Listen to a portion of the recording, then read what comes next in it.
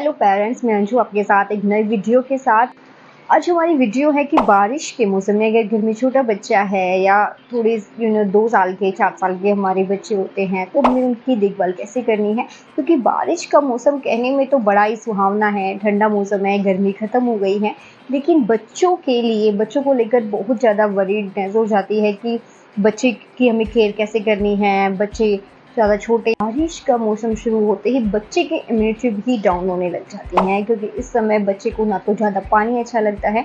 आप नोटिस करना, अगर घर में छोटा बच्चा है यानी 1 साल तक का बच्चा है तो वो पानी पीना भी बहुत कम कर देता है, क्योंकि उस समय जो क्या होता है ना, एक ठंडी तासीर बन जाती है हमारी शरीर की भी, तो हमें पानी कम अच्छा लगता है। इम्यूनिटी डाउन जा रही है तो इसमें बच्चे की हमें केयर करना ज़्यादा पड़ रहा है।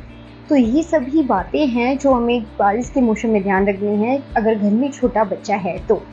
इसके अलावा बच्चे को आपको गीले में नहीं रखना है, क्योंकि इससे घमौरिया होने का, रैशेज होने का और इन्फेक्शन होने के चांसेस बढ़ जाते हैं अगर आपका बच्चा गीले में रह जाता है। कि बारिश के मौसम में कपड़े भी जल्दी से नहीं सूख पाते हैं, उनमें मॉइस्चर रह जाता है, नमी रह जाता है। अगर वो सूख भी जाते हैं तो जिस दिन थोड़ी बहुत अगर धूप निकल रही है, जिस दिन अच्छी धूप होती है, उस दिन बच्चे के स्पेशली जो कपड़े हैं उनको आपको धूप में सुखाना चाहिए। उनको धूप लगनी बहुत ज़रूरी है और बच्चे को सूखे साफ ही कपड़े आपको पहनाने हैं।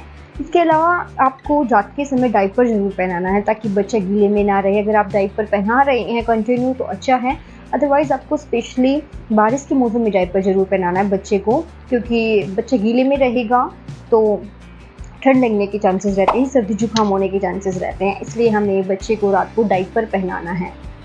और नेक्स्ट आता है कि जब भी आप बच्चे को बाहर ले जा रहे हैं, वैसे तो बारिश का मौसम है, जो विज़िट होती है वो कम ही होनी चाहिए बच्चे के साथ, लेकिन अगर कोई इमरजेंसी है या बच्चे को डॉक्टर के पास ले जाना है या कहीं रिलेटिव्स के पास ले जा रहे हैं तो आपको अम्ब्रेला साथ रखनी है।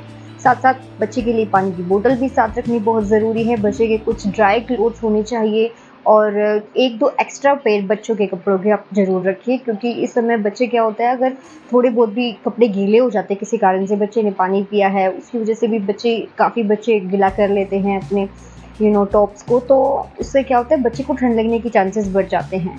तो इस समय हमें तुरंत बच्चे के कपड़े चेंज करने हैं और इसके लिए आपको एक्स्ट्रा पेयर बच्चे की ज़रूर रखने हैं।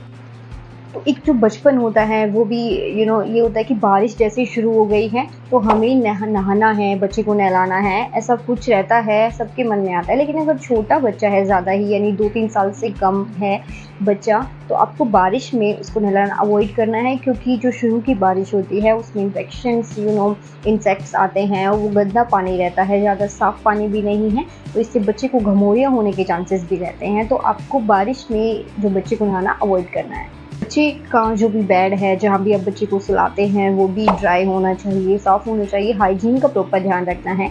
और स्पेशली क्या है, बारिश के मौसम में जो इंसेक्ट्स हैं, कीड़े मकोड़े हैं, वो भी निकलने के चांसेस ज़्यादा रहते हैं।